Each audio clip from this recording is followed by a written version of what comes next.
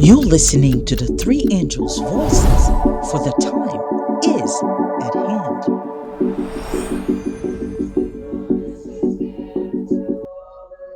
Revelation 14 verse 6 to 10. And I saw another angel fly in the midst of heaven, having the everlasting gospel to preach unto them that dwell on the earth, and to every nation, and kindred, and tongue, and people, saying with a loud voice, Fear God, and give glory to him. For the hour of his judgment is come, and worship him that made heaven, and earth, and the sea, and the fountains of waters. And there followed another angel, saying, Babylon is fallen, that great city, because she made all nations drink of the wine of the wrath of her fornication.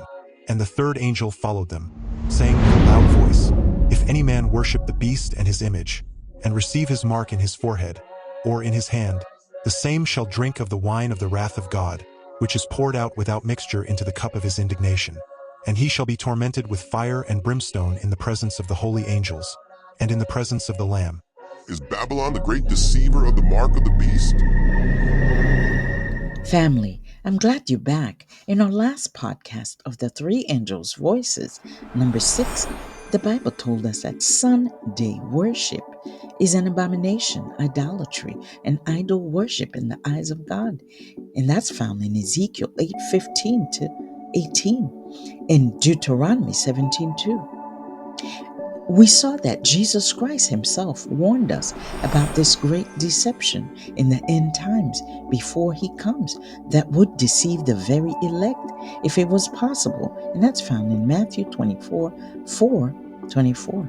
In this podcast, we'll dig through the Bible to find the deceiver. Please don't forget to like, share, and subscribe. It's greatly appreciated.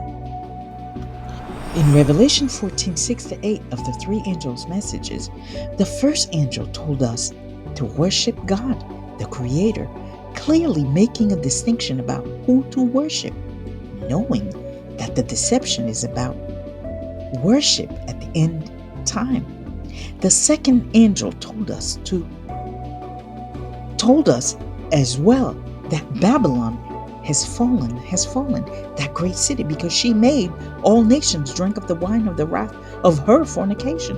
So we see that Babylon is the deceiver, and Babylon is a she. It's a woman, and a woman in prophecy represent a church. Daniel 7:23. And why is this church, who is in a fallen state, who has become a pagan church, why is Babylon, that pagan church, the deceiver? Because she has influenced the nations to drink of the wine of the wrath of her fornication. What does that mean, wine of her fornication? We know that symbolic meaning of wine, the Bible also explains as blood and false doctrines.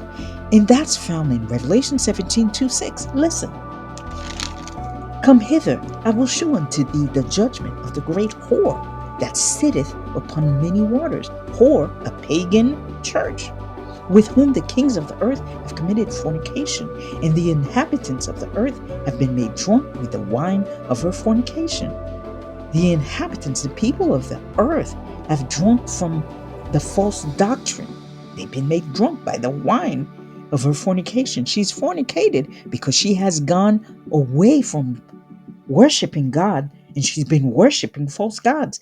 So it continues. He carried me away in the spirit into the wilderness, and I saw a woman sit upon a scarlet-colored beast, full of the names of blasphemy, having 7 heads and 10 horns.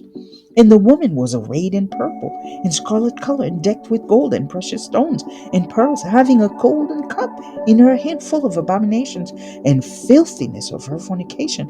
And upon her forehead was written, Mystery Babylon the Great, the mother of harlots and abominations of the earth. And I saw a woman drunken with the blood of the saints and with the blood of the martyrs of Jesus. Bingo. This explains the symbolic meaning of the blood, meaning false doctrine.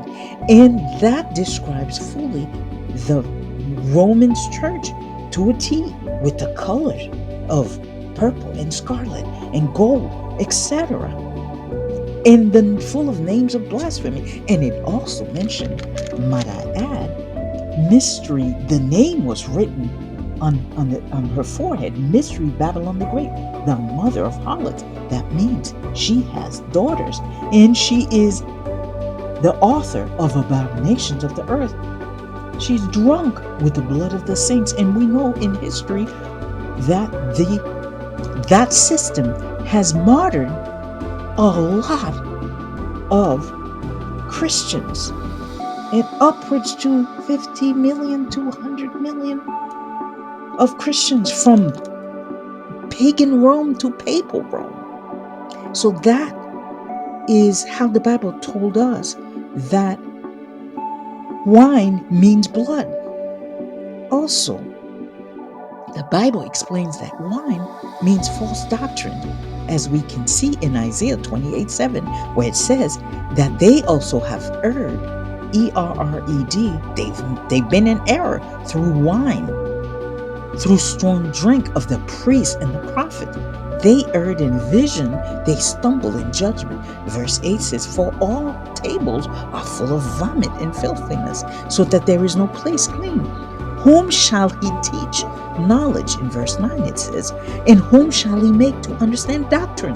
There you have it. Doctrine, those false doctrines, stem from those prophets and those priests of that pagan church and the pagan Rome. There's proof in history that the head of the Roman Church still holds the Bible of Babylonian priests and still practices Babylonian rituals. But that's for another podcast in the future. The current Babylonian power is made up of the dragon, the beast of the false prophet.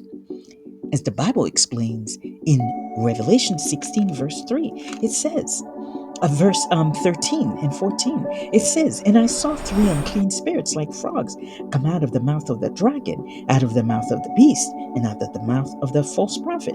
For they are the spirits of devils, working miracles, which go forth into the kings of the earth and of the whole world, to gather them to the battle of that great day of God Almighty.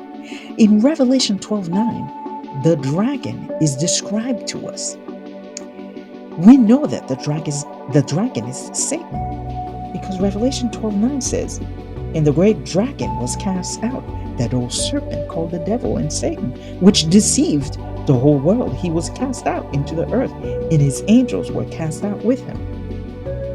This Babylonian power, the dragon, this part of it, gave the beast, which is the sea beast, papal Rome, its seat, its power and great authority over the world that it took from pagan Rome. And the false prophet, also known as the beast from the earth, or also known as the apostate Protestant America, who will enforce the mark of the first beast, the Vatican. The mark of the Vatican is the Sunday law. And there you have it. The Great Deceiver is that Babylonian power that Jesus Christ has warned us about. It's all coming to a crescendo as we speak. In the next podcast of the Three Angels' Voices, number 8, we'll dig through the Bible to find each power of the Babylonian, more specifics about who they are and how they are poised to carry out the great deception, which they've already started to do.